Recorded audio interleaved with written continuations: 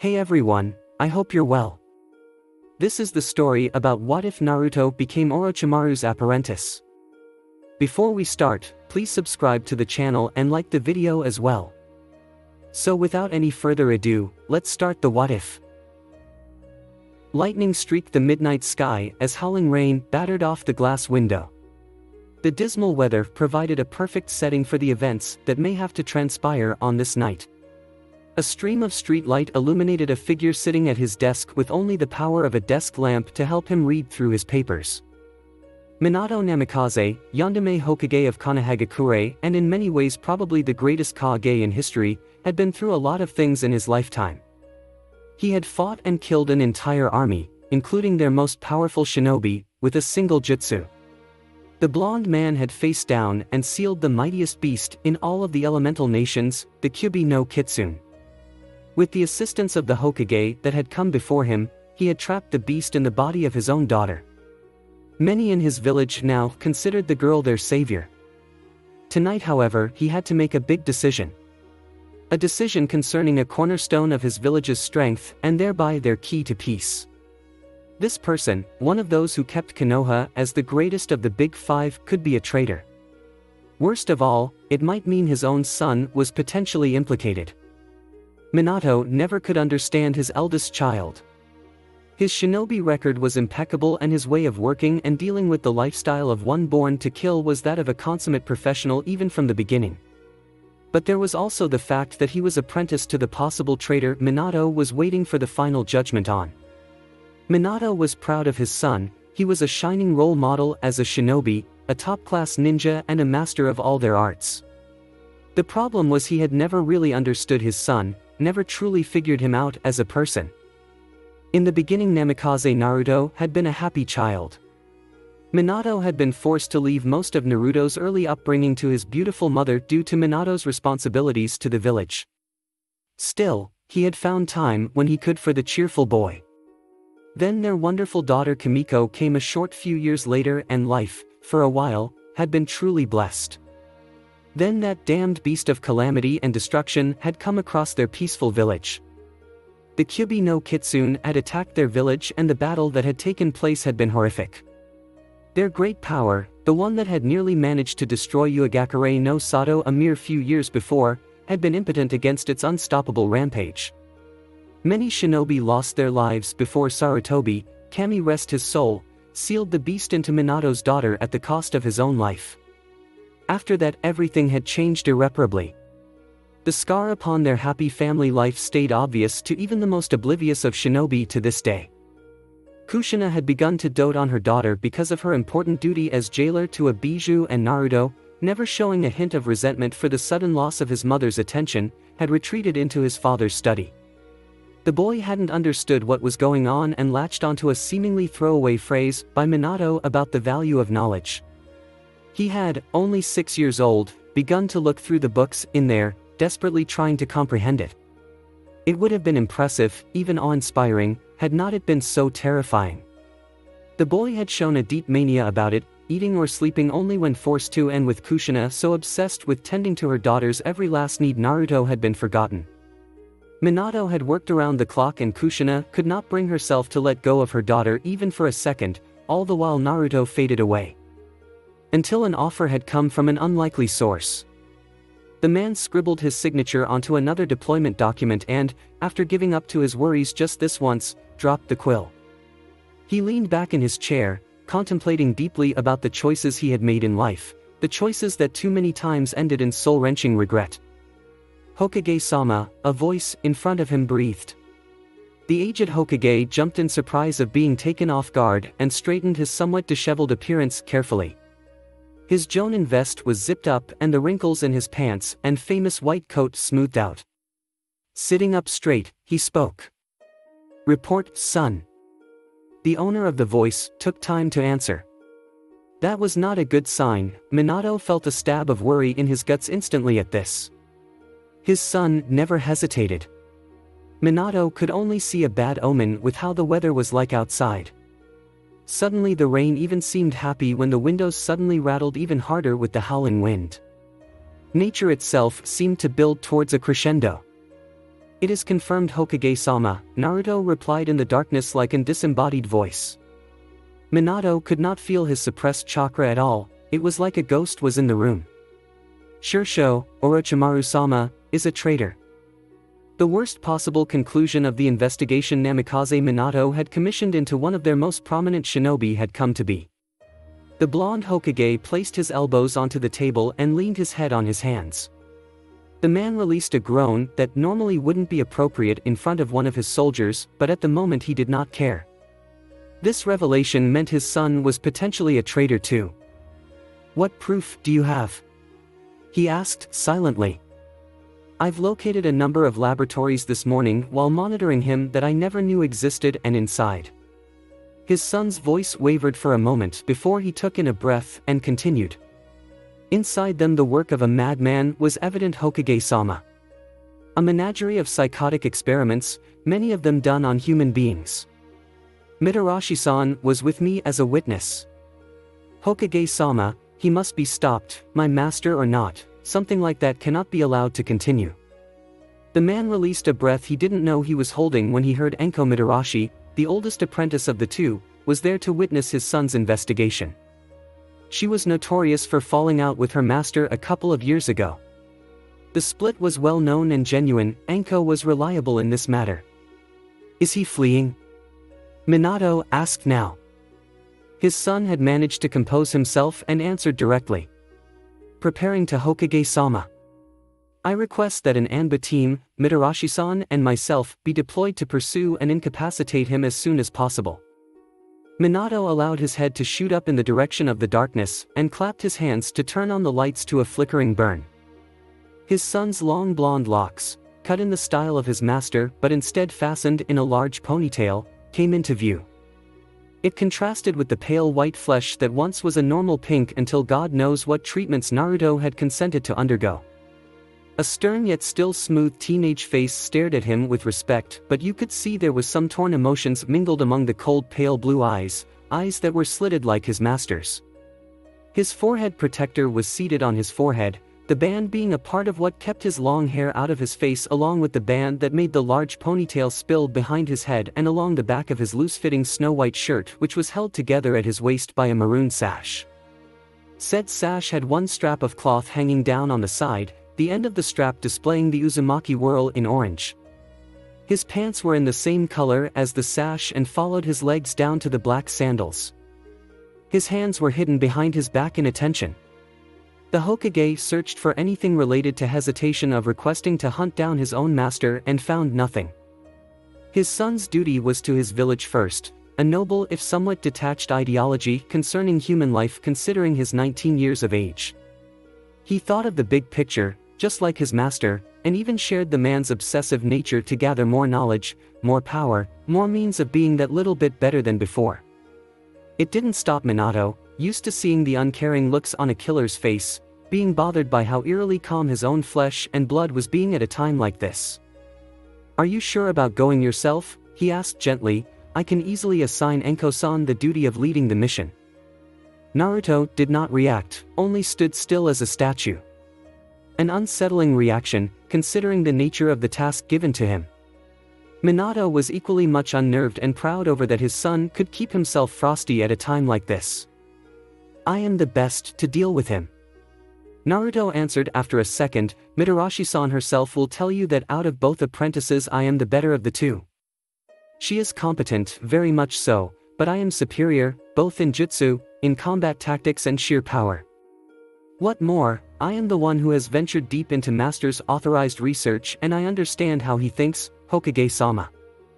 Minato thought to himself about how Naruto never called him father these days. He hadn't done so for years. However, that was irrelevant at this moment in time. The leader of Konohagakure no Sato weighed his options. To mess around finding a suitable captain for a hit squad, not to mention squad members, was dangerous considering the time frame. Hunting down Orochimaru was probably the most difficult task in the village, even for his fellow Sannin. The Anbu commander, Uchiha Itachi, had offered Naruto a place in the Black Ops several times, something that said a lot even there. That the Uchiha Prodigy would make such an offer said it cleanly. He rated Naruto above pretty much everyone in the Anbu at the moment, perhaps even above Hatake Kakashi. The latter, Minato's former student and trusted right-hand man, was on another assignment right now on the Kyuubi border. It seemed he had no choice, yet even so he didn't like the idea of pitting his son up against a legendary shinobi and his own teacher to boot. Approved. Minato sighed eventually, take Squad 17 and I will have Jiraiya sent your way as soon as possible. You have permission to kill, but I would prefer if you took him alive for interrogation. Leave the locations of the bases on my secretary's desk. Yes, Hokage-sama. Naruto said, immediately moving out. He spun around and was on the way out of the door within seconds. Minato only barely had time to give him a few last words. Be safe, he said gently. His child never had the chance to reply. Minato sat back into his chair, swinging it to look out towards his village, the place he had spent his whole life protecting. Too little said and actions that he wished he could change dominated his thoughts until the call he received hours later told him just what the outcome of the battle had been. Dashing through the last of the trees of the forest, Namikaze Naruto was approaching the field he had agreed to meet his master in. Barely 30 minutes ago he had organized his squad for the upcoming attack. Training Ground 79, a grass-covered field of sandy soil, the grass sparkling slightly from the slight rain illuminated by the dying streaks of lightning. Here and there large, proud trees stood, planted here over 100 years ago by the first of the Hokages. This had once upon a time been the Sanin's playing field, back when Konohagakure no Sato was younger, still a fledgling village, albeit a powerful one. It was ironic, considering what soon would come to pass here. Orochimaru was the only one amongst them who still used this place to teach or to train. Under the inky cloudy sky, now that the lightning was finished, all Naruto could perceive was his master's chakra signature, deep in the darkness just to the south of him. The man was in a perfect position to ambush his own apprentice if need be. Naruto stopped moving at top speed now and instead assumed a brisk walking pace, heading directly at Orochimaru. Well, Naruto-kun, Orochimaru said from seemingly nowhere. As always it was with some playful affection, what is the news? Shursho, Naruto greeted neutrally, Oto-sama has figured out that you are responsible for Yamato-senpai and the artificial bloodline baby experiments. He listened for a reaction and smirked to himself, knowing he could not be seen in the darkness. He was rewarded with a quiet, snake-like hiss. He also seems to have somehow worked out the connection between the labs in the outskirts of Fire Country and you. Of course, that was only the laboratories Naruto actually had mentioned to the Hokage. There were plenty more he had failed to mention. Like for example where Shursho kept the hard copies of his notes. Those old underground route stations did come in handy, especially since even the Nadame had been kept in the dark when they were constructed by Danzu many years ago. That was of course before the Uchiha police and the rest of the Anbu walked into them and slaughtered every one of the root members who refused to surrender on orders from the Yandame. Those tunnels went so far deep into the soil that nobody even heard the battle. Danzu, the treasonous master of root who had performed countless bloody deeds motivated a deranged kind of loyalty to Konoha, had died at Itachi's hands. Naruto waited for a response, the silence hanging uncomfortably over the mood for a long time. The old man was also leaking a very diluted amount of killing intent just out of sheer frustration. The moon had come out briefly and further vanished into the cloud cover 3 times when his master spoke again. It seemed his plotting master had come up with a solution. I must leave. The blonde had expected this solution. He may have hidden his fear, but Naruto knew Orochimaru was not the type to stay and die for his beliefs. I will go first to our main hub in Oto, and then 2 days from now you will follow behind with all my data. Naruto smirked again. This was going exactly to plan. One more push. He could barely sense Enko coming in from behind, and if he struggled to do so his master, who did not know who precisely to look for, would not notice her. She was already briefed about the situation, knew to make the Anbu team wait further back until they were needed and to let the act he was supposed to be playing go through. Her poisonous hatred of the elder snake Sanin made her see nothing but the eldest Namikaze child's own point of view. I'm sorry master, Naruto began, speaking softly, apologetically. This was the climax of months of planning and careful painting of a flawless facade of tormented loyalty and anxiety. Balancing the apparent pain of knowing his master was suspect and his devotion to Konoha had been hard to say the least. Yet he was standing here now, at the end of it all, and it had come together completely. Only a few more minutes of acting and it would be complete. What do you mean? Orochimaru asked coolly, but underneath that there was a distinct hiss that his master only used when he was about to slaughter something. The man barely had time to finish his words before Naruto struck. Drawing his sword, Naruto dashed forwards and was inside Orochimaru's guard in one split section. With a furious swing, he sent his sword in a short, clipped arc aiming at Orochimaru's guts. He almost hit. Orochimaru leaped backwards and snarled with anger, but Naruto was after him in an instant, continuing to press his advantage with blindingly fast slashes and stabs, each of them only being avoided barely by Orochimaru and many times not even that. It was first after over 30 seconds that Orochimaru, with a backflip that helped him avoid Naruto's low swing, could summon his own sword. When he landed, Naruto was upon him, their swords clashing and their faces ending up only inches from each other. I have not been on your side since I discovered your true nature.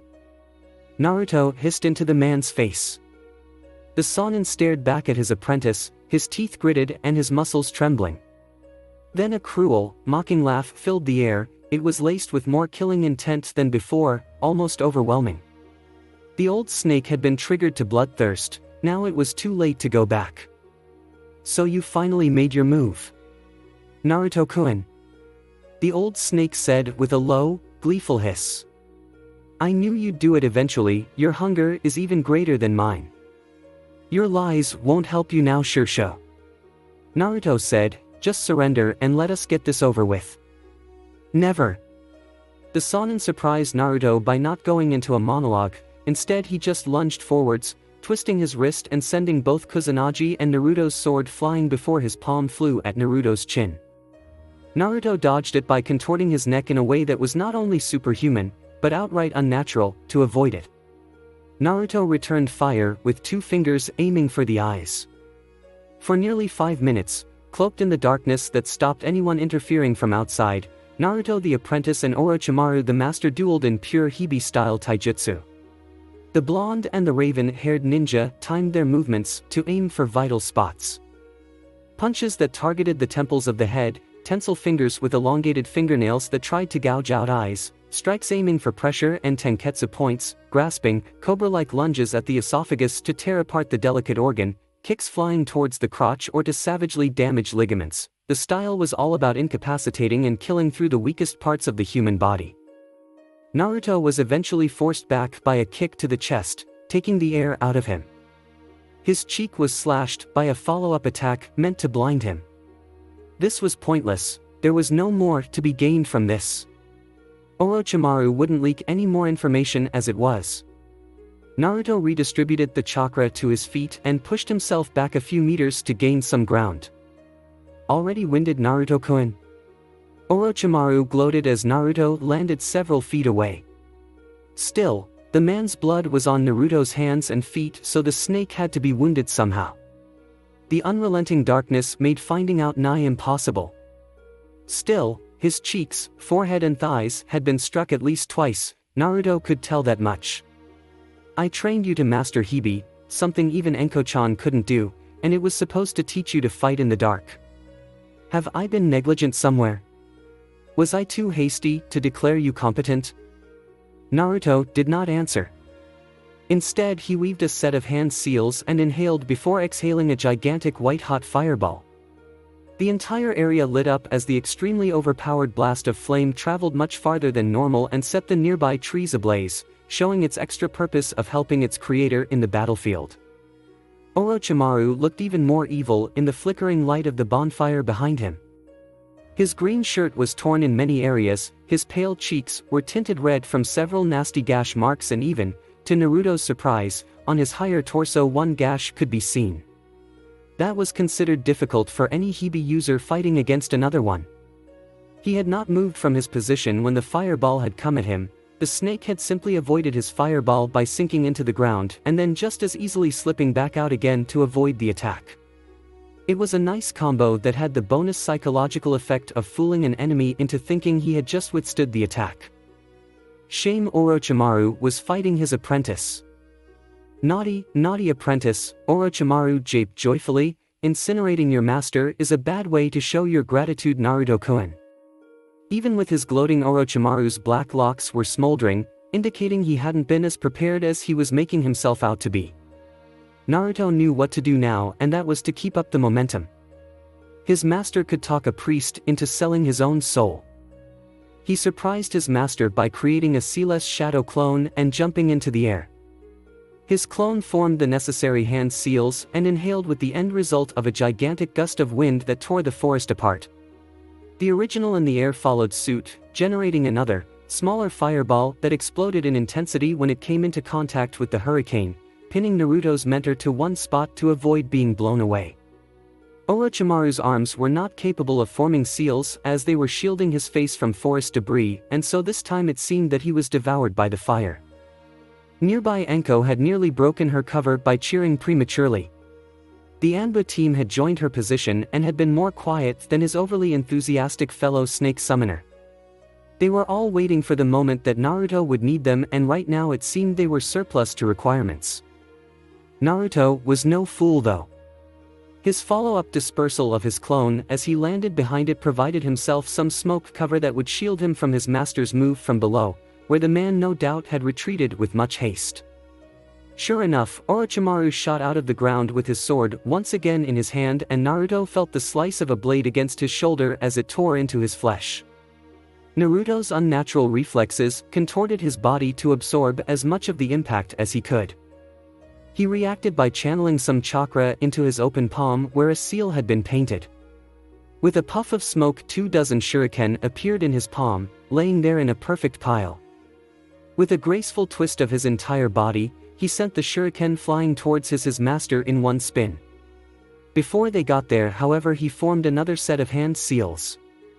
Those shuriken soon turned into 1,000 and rained down pieces of metal in a hellish storm of razor edges. Now he found himself grimacing at the sound of metal clanking off metal as his master used his skillful sword skills and his kusanagi to swat any shuriken that got near him out of the way. It had been an ambition of the younger Jonin to one day inherit the sword and examine the poison that dripped from it, a poison that he himself was immune to after finalizing the snake contract with Manda long ago. Naruto used the man's preoccupation with the shuriken to cover him while he flung his arm towards his sword.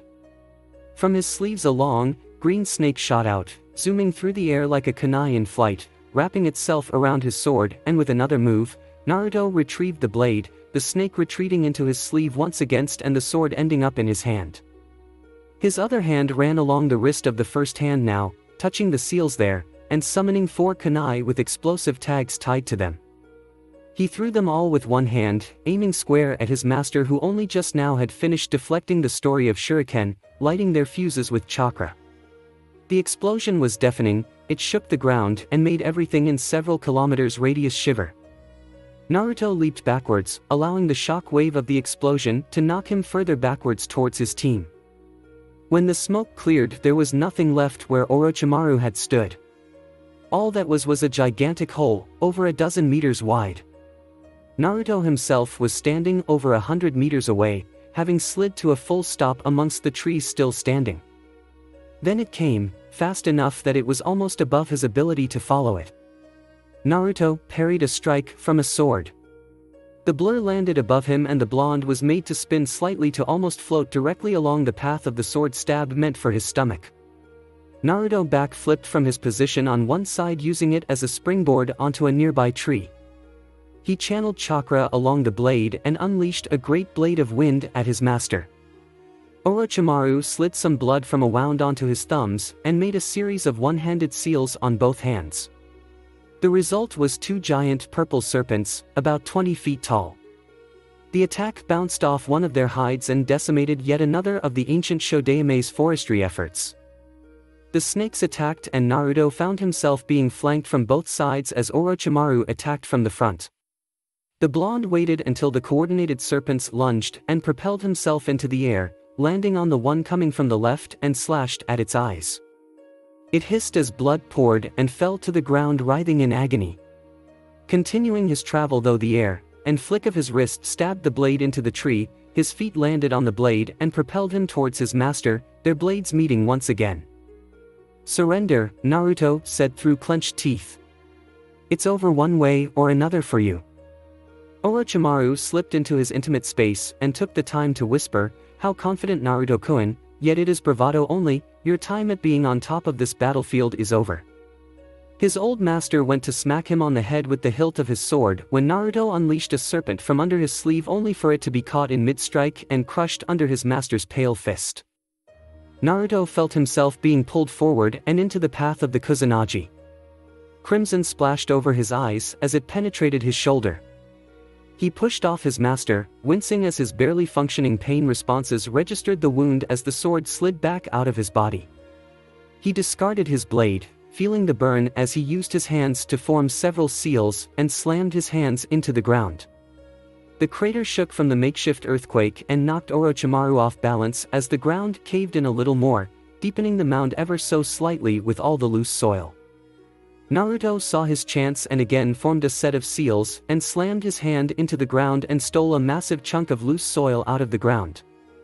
He threw it at the Sannin and then, without thinking, finished with yet another set of seals and unleashed one last, but very small fireball that lit the grass on it. The gigantic bomb that was crashing down like a meteor hit the ground and exploded from the impact, covering everything in a huge mushroom cloud of dust because the walls of his crater were so high. Naruto fell back and examined his sword wound.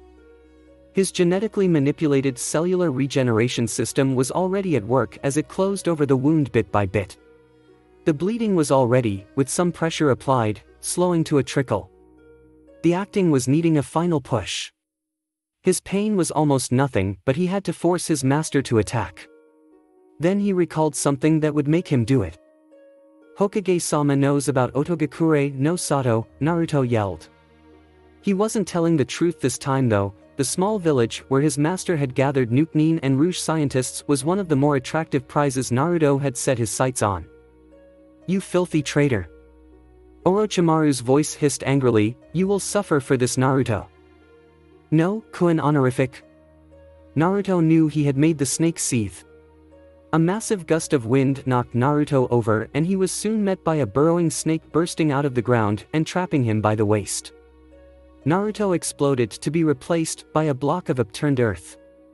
The snake didn't even see the pair of summoned shuriken perfectly thrown into its eyes to blind it as well. As it writhed along the ground in agony, Naruto took his retrieved sword and stabbed it at its weakest spot by thrusting it into an eyeball and into its brain. It crashed into the ground and lay there still, a casualty of two feuding summoners of its contract. His master was nowhere, but that was to be expected. Naruto searched what he could see of the tree line from above, and felt the thrum of the ground beneath him, but with the upturned earth his earth-sensing skills were nigh useless, and even with the light from the fires it was hard to see anything. He assessed his options. Orochimaru, his Shursho, liked to do three things unbecoming of a scientist. One was to murder, rape and pillage if he got the excuse to. The second was his love of inhumane experiments. They might be scientific in method, but the glee with which he used cruelty was sickening. The third was his love of games, and that love had potentially kept the blonde Jonin alive. Suddenly the whole world turned into a hazy purple, the people he loved the most lay dead at his feet. Kimiko with her fiery red locks lay beside his mother Kushina, who held her dead daughter in an embrace meant to save her. The Hokage, his father the Yandere, lay dead with Hirashin kunai thrust through his body. He had seen enough when Rin, the brunette medic of his father's former Genin team, seemingly held his foot and cursed him with her eyes. "Using genjutsu?" Naruto mocked. "How unfitting of a monster like you, Shursho.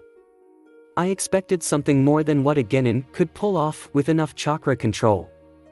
He formed a single seal and effortlessly removed the genjutsu by surging chakra throughout his body to remove the oppressive energy interfering with the five senses. His world was back to normal, but only for a brief moment when he felt the edge of a blade touch his spine, and at the last second he twisted his torso to the side, sensing the slice of the Kusanagi passing by him. Naruto reacted like taught and sent an elbow meant for his master's throat. He was more surprised than pleased that it actually connected. His Shursho was really getting slow in his old age. Naruto had grazed his throat and made him splutter before his neck elongated to lunge forward, baring his fangs. The overexcited Sannin did not take Naruto's younger body and speed into consideration, however, and was surprised when Naruto gouged out one of his eyes with a stabbing move with his hands. The Sannin lurched back in pain, with his neck flying back like a demented whip. Nothing in his modified body could remove the pain of a lost eye. The blonde shinobi discarded the piece of matter offhand and rubbed the strange but not unfamiliar texture of his sensei's blood into his fingers. Orochimaru was covering his bleeding eye with one hand and his kusanagi was held loosely but still ready for an attack. Again, Naruto had managed to prevent Orochimaru from using any of his powerful ninjutsu, and the understanding of his master had saved him. He had not died yet, but now his backup was a hindrance. The rhythm of battle was firmly even. Outside stimuli was a hazard he could not deal with. Naruto removed his shirt, now saturated in his lifeblood, and was found to be wearing nothing underneath, where his two major sword wounds bled less than any normal ninja's would. His toned torso already had the signs of previous battles, and his Shursho had added to them. The elder snake summoner was huffing and puffing. His stamina was depleted from being unaccustomed to injury, and his breathing was way off. His chest rose faster than it should have done, and soon the blonde was forming a plan. He could use that Tekuhike, he thought as he stared at his unassuming Chikudo. He could use that other one too, but how? He needed a moment, and so he would have to create one. Naruto created a simple academy-level clone with no seals, and used it to dash over to his master's blind side. He evaded and shifted between him and his partner, trying to confuse before the real Naruto went off to attack the Sannin's good eye and his clone the blind side. Orochimaru fell for the bait and ruthlessly, with abandon, sent a horde of snakes from his one free arm at his clone. It vanished with a puff of smoke to his horror as Naruto sent off a blade of wind from his weapon. The Sannin dived forward like a drunken lout to dodge the fatal blow, and rolled perfectly even with only one hand to balance himself forward back onto his feet. His sleeve unleashed another horde of snakes that were soon stopped in their tracks by quick thinking as Naruto threw his sword into the air and formed some hand seals rapidly. He spat out a line of mud that grew into a wall of solid earth. The snakes fell into it hook, line, and sinker. Naruto moved to finish off the snakes and made some more seals. The wall became a dome and imprisoned the serpents, creating an odd sight as a dried lake and a bump that might have been the grave mound of an ancient sea monster. The blonde Jonin channeled chakra to his feet and jumped onto the top of the mound he made and used it to overlook his surroundings just as his blade came to land next to him in the soil. Orochimaru didn't even bother hide his ire at the treatment he was suffering. His gouged eyeball was now revealed, and it was comparable to the throat of a snake for seemingly how fleshy it looked. Now it was nothing but a hole. Blood flowed freely, like a demonic waterfall, down to his forked tongue that lapped at the blood absent-mindedly. It was like being a psychopath was second nature to him. Doton, Katon, and Futon Jutsu. Orochimaru laughed out loud, hiding his agony terribly. Glimmers of insanity haunted his golden eye. You always fought too cautiously, Naruto, like you never listened to me. You think you are my equal, boy, but I know you better than you think. Now you'll pay the price for your betrayal, you two-faced whelp. The Sannin laughed to himself, and Naruto knew what was coming. He made a hand signal for the group waiting to back him up to retreat as his master took some blood from his eye directly, flicking some flesh off with his sharpened fingernails, made the required hand seals, and built up a lot of chakra. In a massive puff of smoke, what he feared most came forth. Still, the old man had made a grave mistake. Maybe the pain had dulled his thinking, but summoning him without a tribute was just asking to be eaten. The battle was over, several scenarios were figured and assimilated into his next charge. Manda, king of snakes, rose high to overlook the terrain. His purple scaly hide was shiny against the glowing kusanagi blade of Naruto's former Shursho. His immense size and powerful appearing body were mere calculations for Naruto's final assault. Soon, hopefully, it would be over. Why have you summoned me, Orochimaru? The snake bellowed. Kill Namikaze, Orochimaru ordered. No, it replied and swatted his tail at the snake. The Sannin leapt over the lazy attack effortlessly and landed on the same spot he had vertically vacated from. The Sannin was infuriated. Why not? His master was really out of it if he was reduced to yelling rudely at the king's summons. Did you just yell at me, human? Manda hissed back at the impudent shinobi. You have no tribute and you ask me to kill what will one day replace you when your body finally gives way. He has turned his back on me for power and information. Orochimaru yelled, revealing how deeply his hypocritical outlook on life was entrenched.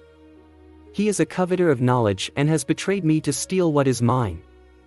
Filthy traitors who play me are dead to me.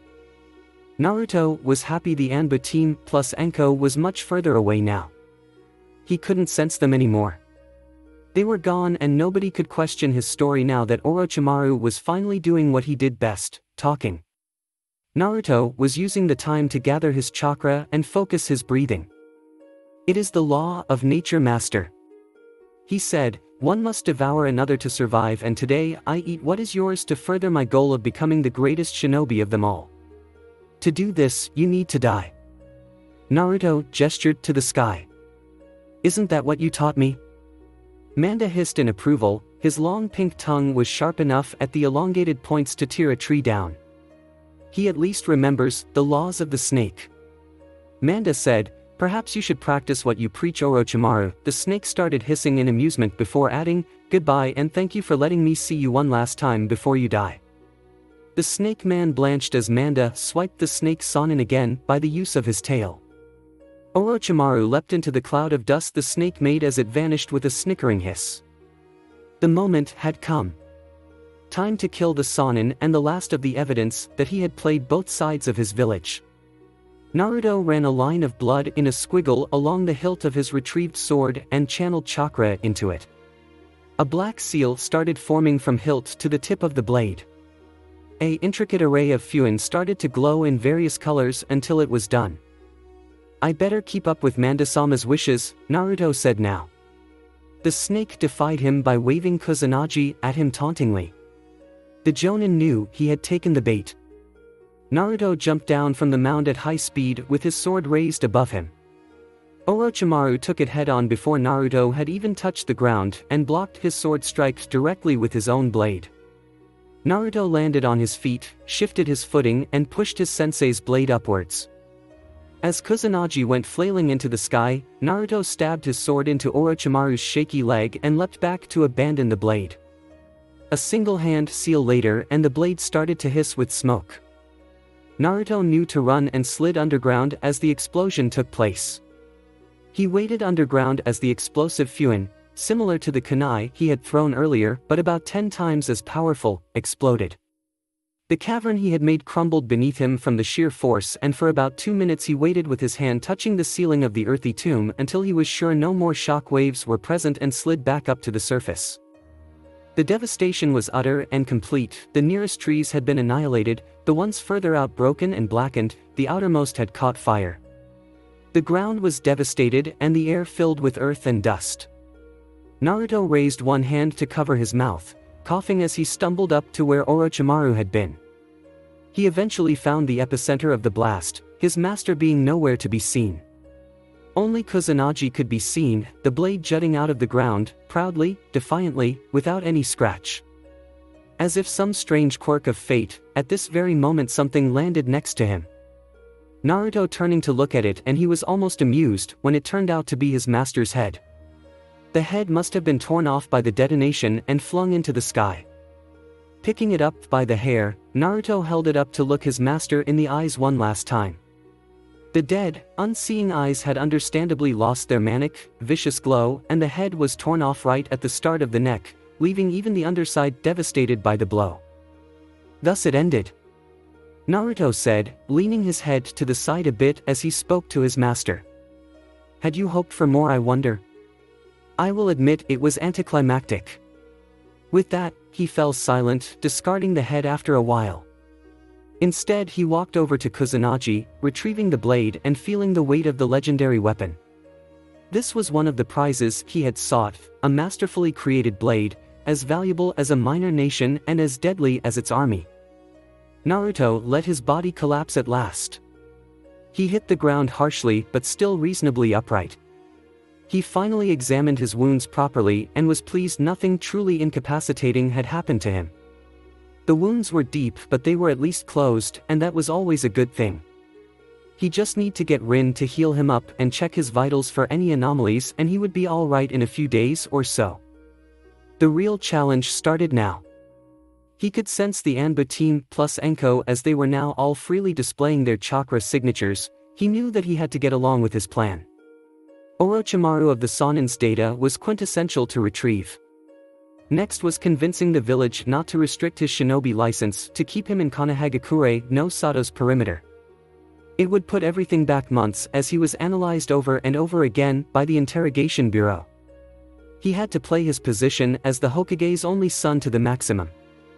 Naruto. Enko appeared in a blur next to him.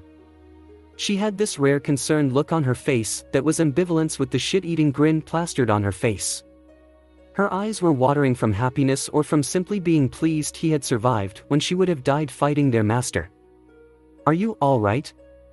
"Some minor wounds," Naruto said, "maybe a few broken ribs, but I can't be sure. It's my dulled pain receptors." Enko nodded, but she didn't really understand. Her parents had been still alive during the first few years of her apprenticeship, and they had banned Orochimaru from messing with her physiology at the time when it had to be done. Later in life the modifications would simply kill her as her body would have lost the malleability needed. Naruto, however, had managed to convince his mother that the alterations were all part of being an apprentice, and she had reluctantly relented. Namikaze-sama, a woman with purple hair in the garb of an Anbu with a cat mask on, landed to the other side of him. Her team flickered in moments later and formed a protective circle around him. "We'll report back to the Hokage. Anything you want us to tell him? Report to the Yandere that the mission is complete." Naruto said, "The traitor is dead. I will be there shortly. Have Heisei Rin report to me. She's aware of my medical needs. Can you handle a shunshin, Namikaze-sama?" A younger male with the mask of a boar sat down and began the green chakra of medical jutsu until Naruto waved him off. "It is just first aid, sir. It would have little effect." Naruto explained, "My body has been altered, normal medical jutsu are useless. Rin-san is about the only one who understands my physiology." Naruto pulled on Enko's wrist with his bloody hand and waved his Kusanagi at her. She understood his intentions and poured chakra into the blade.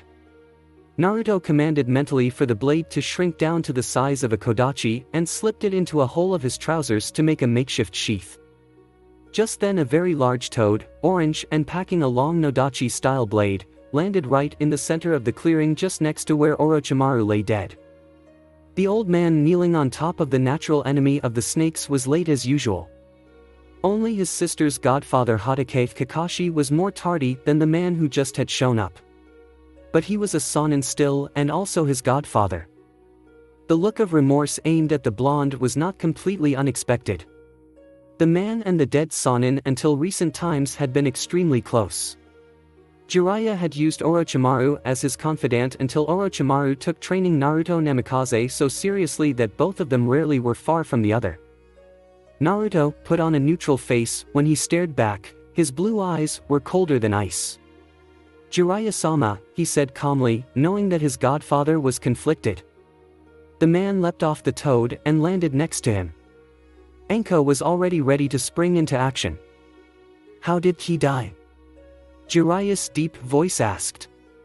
The man was torn inside, that was to be sure. His eyes were filled with grief and tears. Such emotions were things that Orochimaru had taught Naruto as soon as he began his training to be irresponsible. Mourn in private, not on the job was something he had heard a lot until he made Genin and truly understood what the Elder Snake meant after his first mission to Kuma no Kuni resulted in the 10-year-old Genin slaughtering a whole village of bandits. "Do you have to ask that now?" Enko snapped. The toad Sonin nodded and his toad exploded into smoke to vacate the area. I want to know how he died. Jiraiya stared at debris around them, the corpse. What sort of jutsu does this? A Fuin, Naruto answered, croaking for real as some blood spilled out of his mouth. His injuries was a lot more serious than he thought. The Sonin seemed agitated at the answer. A high-yield explosive Fuin on my sword. I stabbed it into his leg. There's only pieces left of him now. If you wish to see it, the head should be over there. Naruto calmly described how he had ended his teacher's life. The Sonin was stiller than the leaves in the trees around the crater now. Then, without warning, Jiraiya grabbed the injured blonde by his arm and tore him up to stand face to face with him. A snake shot past Naruto's neck from behind and its large head snapped at the Sonin in warning. Was there no other way? Jiraiya asked.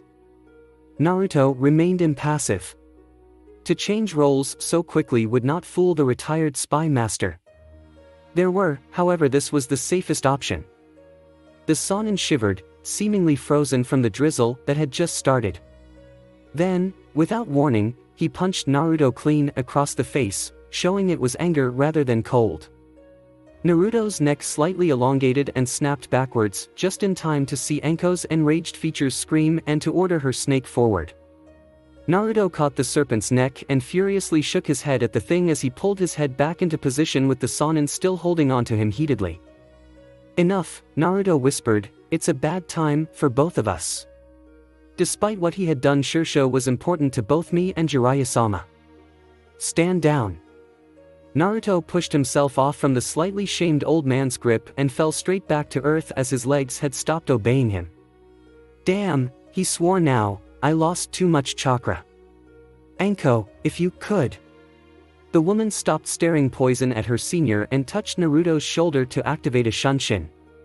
The last thing he saw was a swirl of leaves. Naruto hit the floor hard as he landed on the red carpeted floor after the Shunshin. His guts suddenly churned and he spat up more blood all over the shampooed present from Kaze no Kuni's daimyo. Naruto!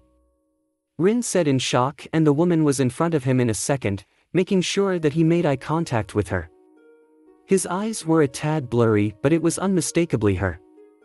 The purple stripes on each cheek was unmistakable to him. Her warm brown eyes were wider than normal as she frantically produced acupuncture needles from her pouch at the side of her standard Konohagakure no Sato Jonin uniform and stabbed them into his pressure points. Immediately Naruto felt better and soon was leaning into the protective embrace of Anko from behind. With an internal sigh, he realized that the territory-marking wars had begun again. He didn't interfere and just let them glare at each other. Why did those two women have to be so damn protective? He's hurt, so be careful. Anko snapped. Telling a medical kunoichi of Rin's caliber to be careful was a bit of a slap to the face. She merely ignored her and started muttering familiar terms under her breath like cellular regeneration will need to be slowed down and other such things about his closed-over external wounds. The yandere looked absolutely exhausted. His mother was at his side and she seemed as shocked as Rin, however in her case she seemed only uncertain. He and his mother were not on the best of terms, mildly put, and she seemed uncertain about what to do. The sky behind them was filled with angry clouds that threatened to besiege the world again. His father himself plus the two elders Hamura Mitokado and Koharu Yuditane, people who could have retired after the Sandaime perished in the Kyuubi attack 12 years ago but were too stubborn to do so, were waiting patiently. Report, his father commanded. Hokage-sama, Naruto noticed the suspicious looks in the elder shinobi's eyes as he clumsily got to his feet. They were probably eyeing the kusanagi stored in his vest. I eliminated Orochimaru as per instructed if I was unable to bring him in alive. I request that his remains are moved to the Konoha Research Institute. They should be studied, if nothing else to map out the full extent of my own modifications. Approved. It's not like he's got a family to claim the body. Minato said, ignoring the glasses-wearing Hamura trying to protest. Go to the medical center and get rested up. I will officially appoint you director of the Research and Development Division tomorrow morning. Naruto took a breath. After so long, he was in control. I most humbly accept Hokage-sama. He wasn't in the clear, by far, so he kept his answer succinct and respectful. His mother smiled even if the old bats beside her didn't. Go get some rest and begin your duties when you can. Minato said. I will summon you soon to discuss the best course of action regarding your master's bases. The Yandere walked right into Naruto's trap. The council members had backed down as always and just looked sheepish. His father was less tolerant of annoying comments than even the old man Sandaime had been, plus it didn't help that his father never associated with them outside of work. Naruto considered trying to be familiar but figured it wouldn't look good to suddenly be affectionate beyond the normal exchanges. Thank you. The slow, dripping sound of water outside became a steady background choir for Naruto as he looked around the spacious underground chamber. It was a large room, filled with vats, tables, diagrams and countless other samples of the paraphernalia of science. A single, red light panel in the ceiling illuminated the room and gave the place a hellish glow, a flickering, faint glow which were reflected in the large vats. Naruto quietly moved through the laboratory and methodically checked the equipment. It did not take him long, this chamber was familiar to him, so he could quickly determine that even after nearly 5 years of disuse it was still in good shape, something that gladdened him. The pipes to the vats were somewhat clogged and the place was filled with dust, but otherwise it was in top shape, some quick cleaning and the place would be back in action. It did awake memories in Naruto. This laboratory had been one of the first places Orochimaru had shown him during his apprenticeship. Only 6 years old at the time, Naruto had been introduced to the world of science in this very room by his new teacher. Biology, chemistry, physics, ninjutsu, seals, even things such as psychology. Orochimaru had shown it all to the young boy. Naruto opened the lockers at the far end of the room now and was making a list of all the chemicals that he needed to procure to have a reasonably well-stocked laboratory. As he rapidly scribbled down the lacking components in a notebook he had brought along, he remembered the first time he had been here. At the time of his apprenticeship, Naruto had been a confused and sad little child. The incident with the Kyuubi incident and its subsequent imprisonment in his little sister had thrown his life into chaos. His father had hardly even been home for months and his mother had focused all her attention on little Kimiko, the whole debacle having made her violently protective of her daughter. Naruto, however, had slipped between the cracks and been forgotten in the chaos. He had been smart enough to realize at least some of what had happened, and what he had understood had made him pull away from the rest of the world. His mother didn't have time for him and Naruto hadn't wanted to be a bother. The child had instead gone into his father's study and begun to read. Everything that had happened was confusing and strange to him, and Naruto, believing that there was good reason for why his mother didn't even notice him anymore, had become determined to figure it out. For months he had been hiding in the library, reading everything he could come across. It was a silent testament to his accurate analysis of the situation that it had taken his mother months to notice that Naruto never left the study other than to eat, if even then. With the list finally done, he made one final check of the place before he shut off the lights and left the room. Closing the door via a secret switch, he watched how the wall slid back into place, soon having become a seemingly solid piece of the long walls of the catacombs he was in. Channeling chakra into his feet, he began to move through the damp hallway, his feet touching the water below them without any sound or movement. This made his journey almost ghostly in its silence. Orochimaru's offer to take him in hadn't been one Naruto had leapt at. The snake scared him back then. Yet he had offered Naruto knowledge. Coming into the study where a disheveled and bleary-eyed Naruto had been sitting, Orochimaru had smiled, sat down a few feet away and begun to talk. He had spoken of what had happened to Kimiko, how it worked, how the seal on her stomach had caged the demon, separated its chakra into its yin and yang components. In as clear, understandable terms as possible, Naruto had been told what had happened, yet he had only understood parts of it. When Orochimaru had been done, he had smiled once more and asked Naruto a question that remained with him to this day. "Do you want to understand?" was the question, Naruto accepting without hesitation. And the old snake had been like water to a parched throat for him. Even if Orochimaru was anything but loving or caring, had at least been nurturing and stimulating. Working from the principle that the greater the challenges, the greater the gains, Orochimaru had pressed Naruto to the limit. Through intensive studying, clever riddles and puzzles, hints made to trick Naruto into learning, and harsh sessions of mental and physical training, Orochimaru had shaped him into a copy of himself. The snake expected unquestioning obedience that surpassed even one's self-preservation instincts, but in return he gave knowledge, skills, and abilities beyond any other shinobi. Naruto had been a genin by 8, a chunin by 10, and a jonin by 13, only the genius child of the Uchiha clan, Uchiha Itachi, being his peer by then. As he got to the end of the long corridor he had been walking through, he came to a flight of stairs, which he swiftly ascended. Unlike his Uchiha peer, Naruto's successes had been hidden, even from his parents. Orochimaru hadn't made him into a fighter as much as a scientist. Indeed, many of the things that had motivated his sensei's praise and recommendations to the Hokage were things only select few people could even understand. His parents weren't fools. Minato had created not only one but two jutsu that were both worthy to be called masterpieces, but the esoteric and abstract studies Naruto focused on were largely riddles to even him. As part of his Jonin exam he had shown how to create tattoo seals that would regrow even if they were damaged by wounds to the flesh they were marked on. His father had been intelligent enough to see how valuable it was, but couldn't even begin to understand the mechanics behind it. In fact, he wasn't even interested in understanding. To Minato it was a tool to be used, nothing more, and Naruto had gotten a pat on the shoulder and the rank of Jonin for it. That was the moment he had begun to chafe under Konoha's lead.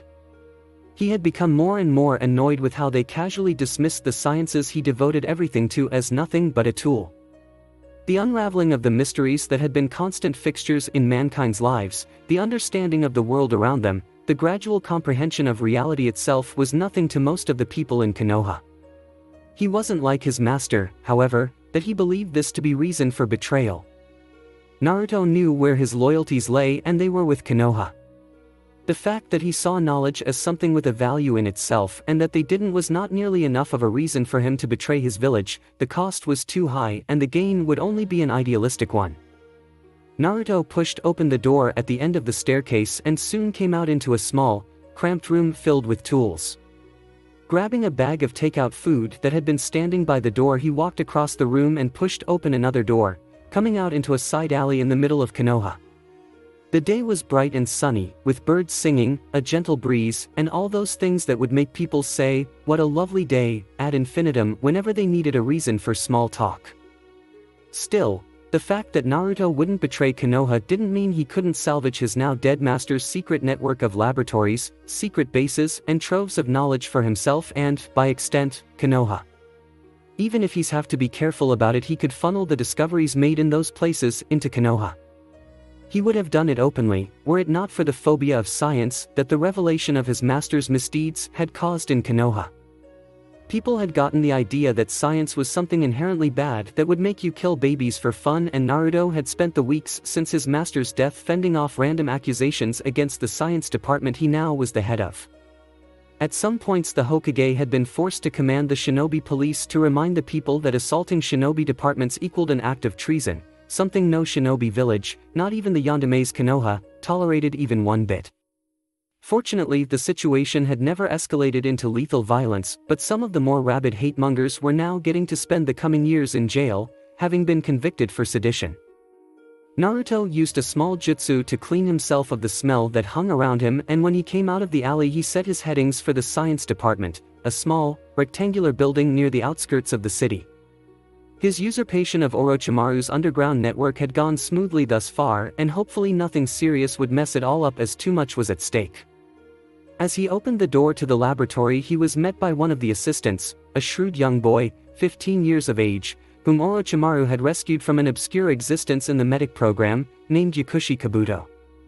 "Hey, sensei," the silver-haired, bespectacled boy said with a smile as he passed Naruto by in the lobby, holding a clipboard in his hand.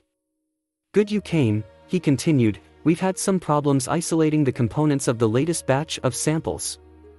I'll be with you in a minute," Naruto said, wondering what had happened now, and Kabuto left.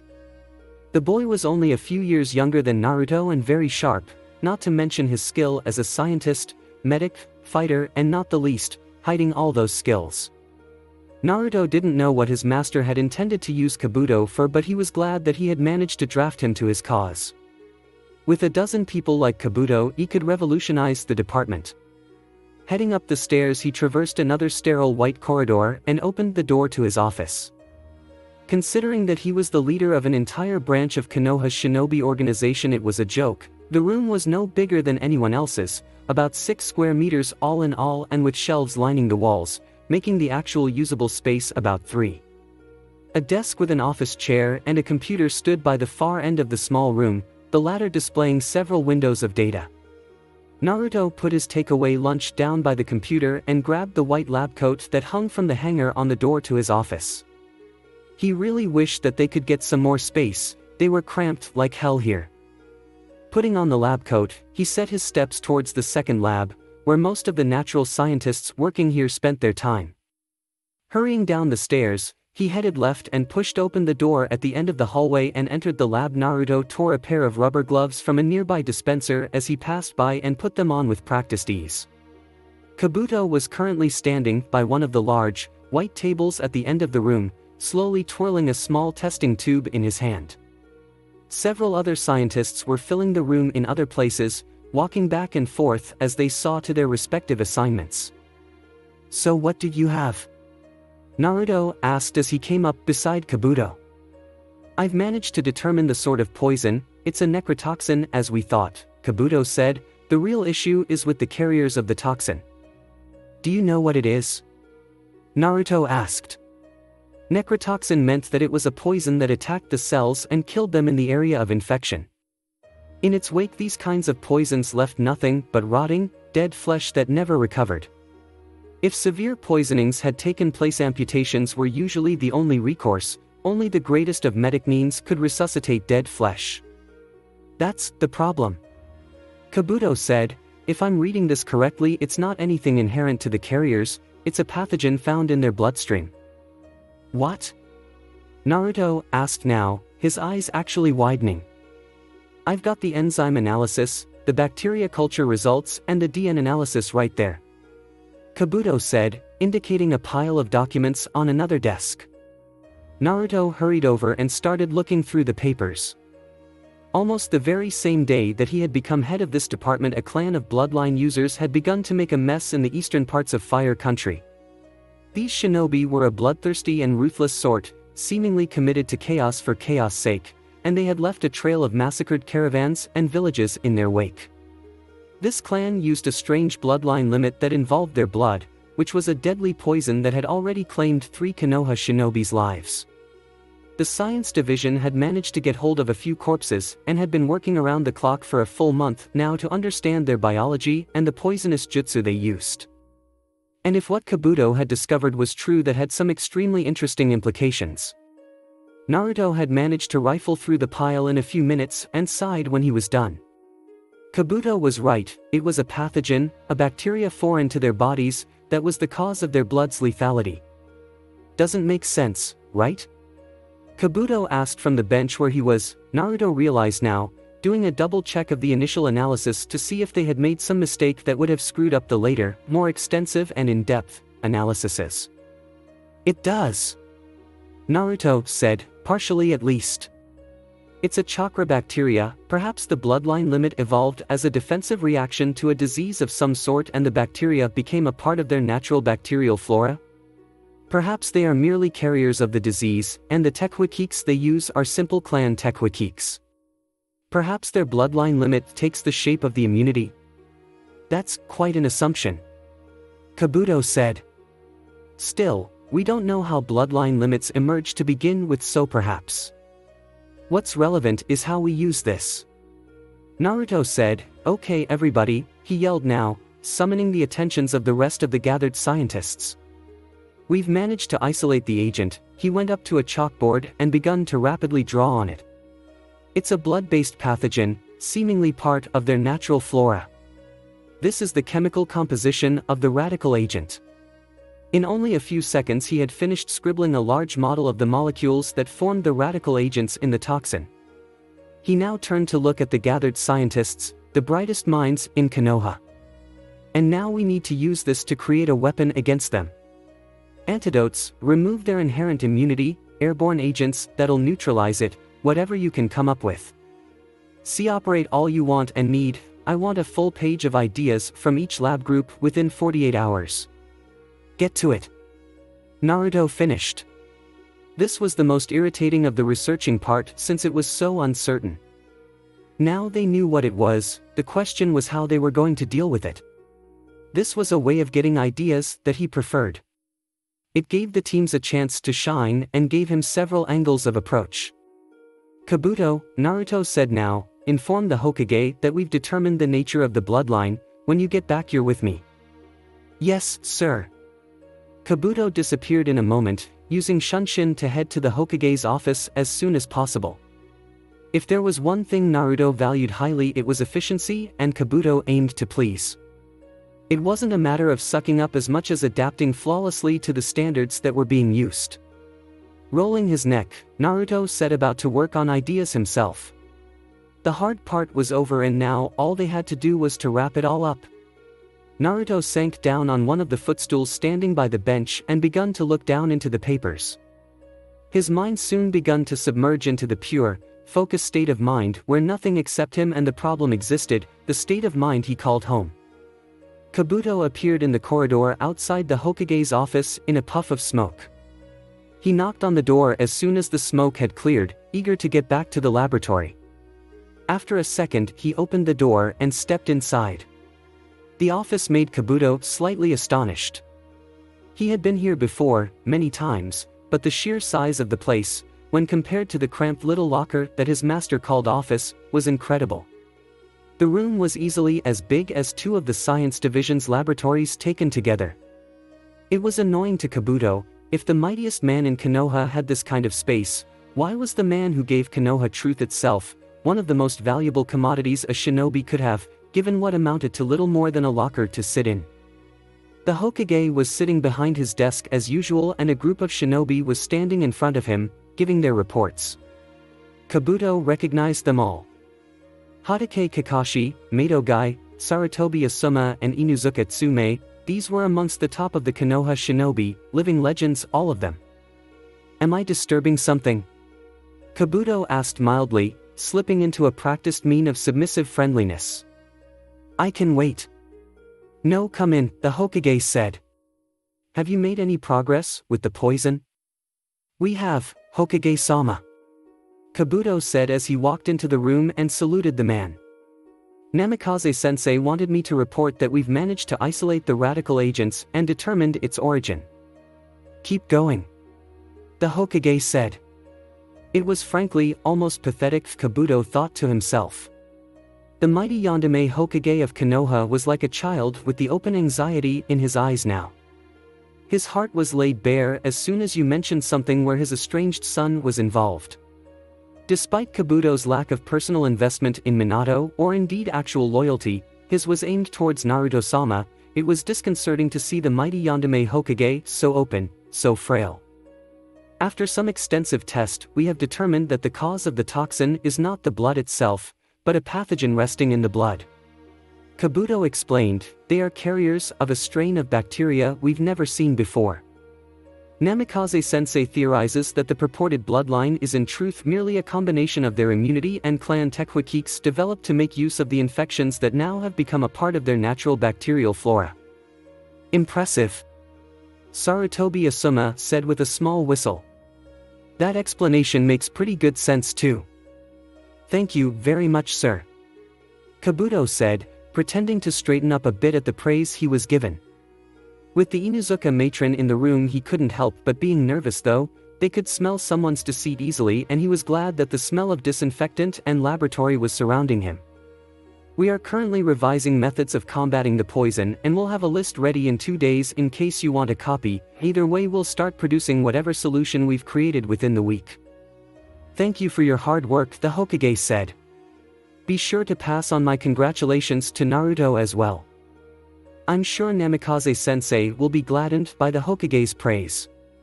Kabuto said, now came the part he really had been looking forward to. How is he doing? Minato suddenly, out of protocol, asked Kabuto. Now the situation had changed drastically. Now it wasn't the matter of a Hokage asking about his subordinate, not the least. It was a father asking about his son, the son he knew he had estranged and felt guilty over. Minato's soul was laid bare to Kabuto, his anxieties and regrets as clear as day. He was going to enjoy this. "He's doing fine, sir?" Kabuto asked, keeping up the pretense of being a socially inept lab worker. Minato seemed relieved by this, and now Kabuto delivered the killing blow. Without a family or anything else to distract him, he's devoting everything to this job, and I can safely say it's my honor to work for him. The Hokage visibly flinched now, Kabuto's words about Naruto having no family cutting him all the way into the soul.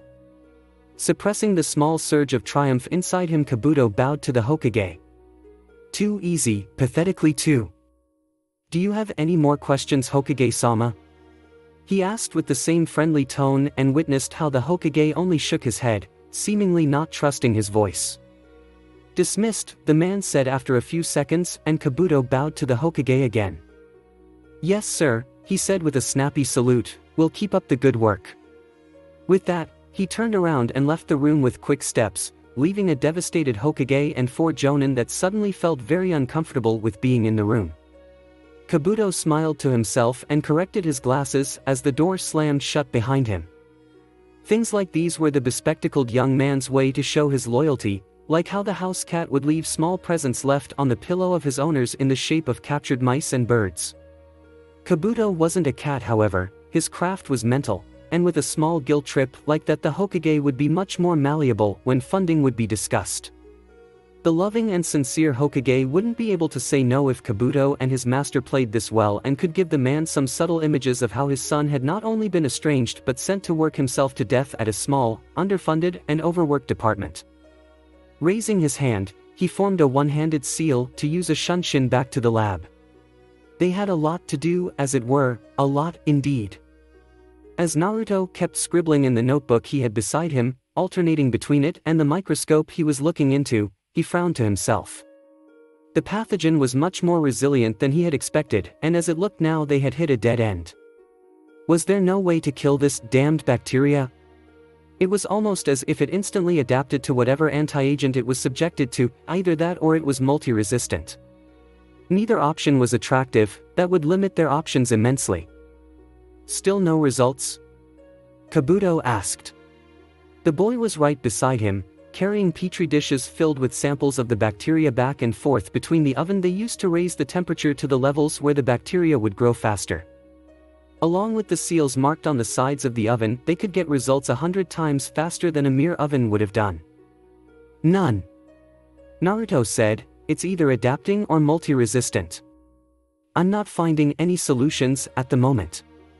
"So you'll wait for the teams to give their suggestions?" Kabuto asked, and Naruto nodded. "I'll keep mapping the bacteria out, but I'll wait for the suggestions. There's always something you've missed." "There is," was Kabuto thought to himself when Naruto muttered the last words. That small dash of humility was one of the things that separated Naruto from his megalomaniac sensei. He certainly had inherited Orochimaru's pride in his work and his canniness, not to mention his obsessive devotion to science. But unlike Orochimaru, Naruto was obsessed with statistical rigor. Review, revise and redo at the least hint of inaccuracy. Naruto took any misses due to the human factors of forgetting a certain aspect, forgetfulness, absent-mindedness, or clumsiness as a personal insult. "Those samples won't grow by themselves," Naruto said now, still looking into the microscope, and Kabuto hurried to the oven. Of course, there was the issue of this. If one didn't perform to his fullest while working with him, there would be hell to pay.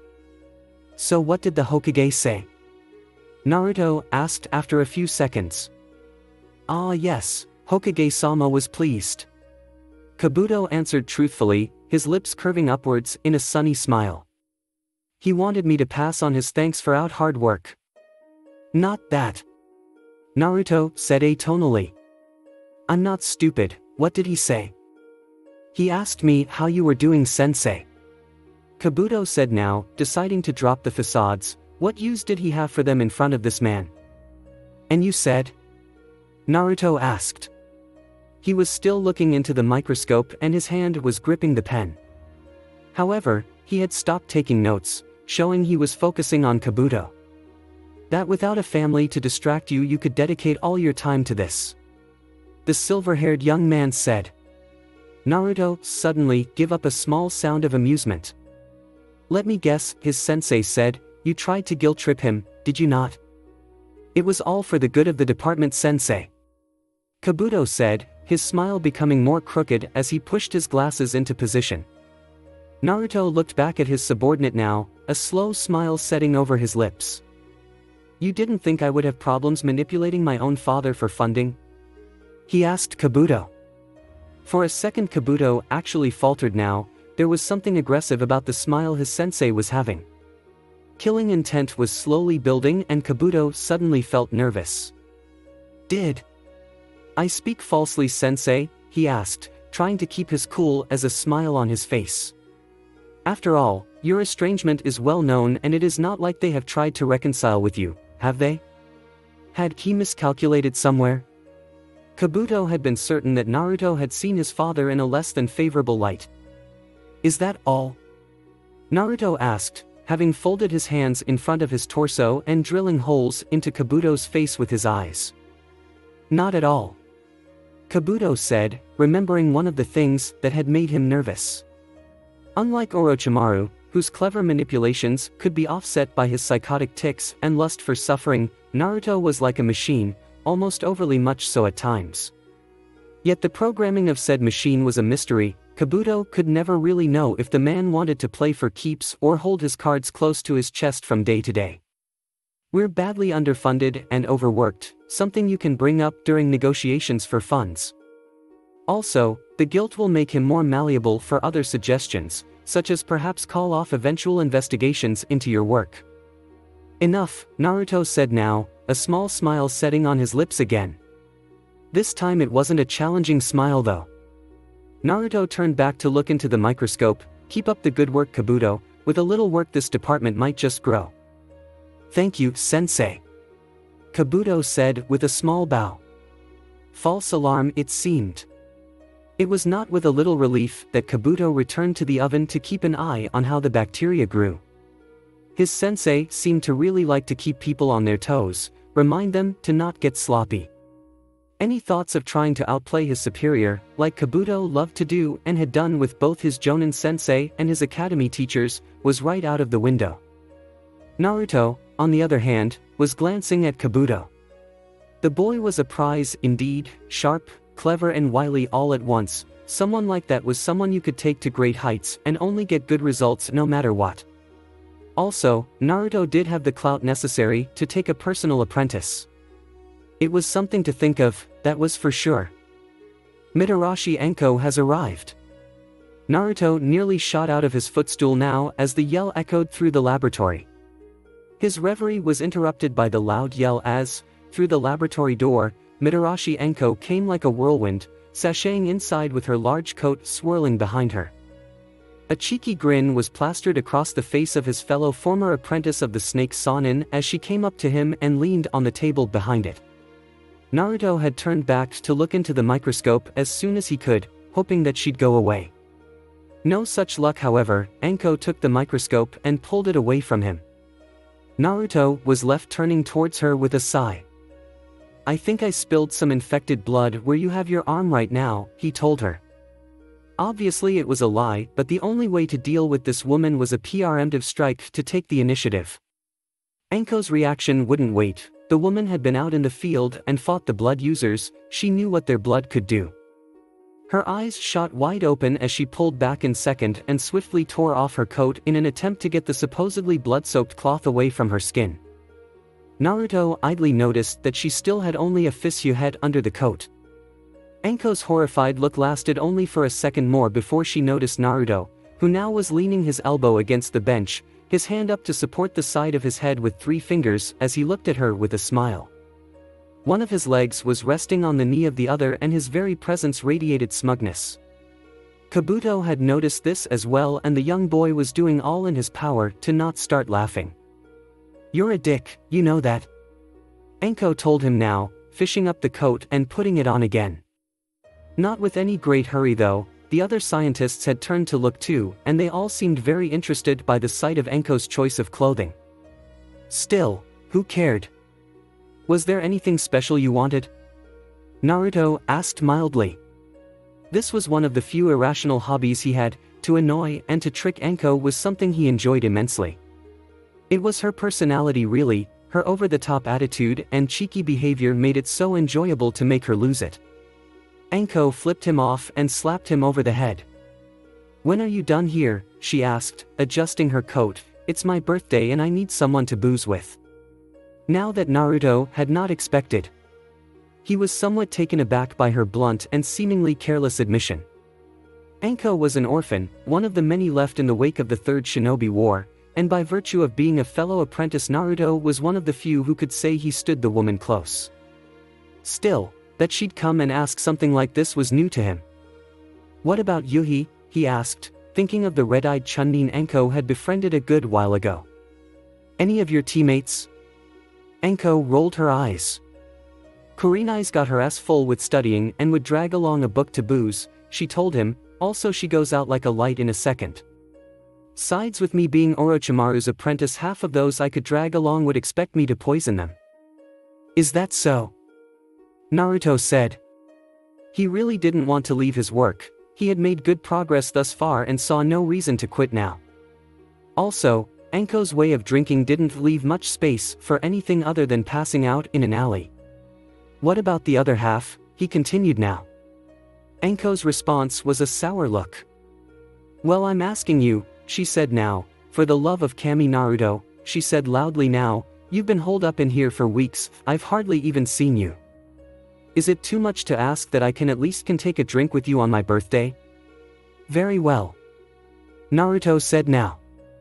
When she put it that way, it wasn't really an option to talk back. "Does beginning at 8 work for you?" That way he could wrap this up and finish for the day. Enko smiled at him now, having changed track in her emotions in a second straight. With the smile staying, she slapped him on the back with a cheery expression on her face. Thanks for watching. I hope you enjoyed. If you enjoyed this what if and want to see next part of it, comment down below and let me know. Also share this video with your friends. See you in the next video. Peace.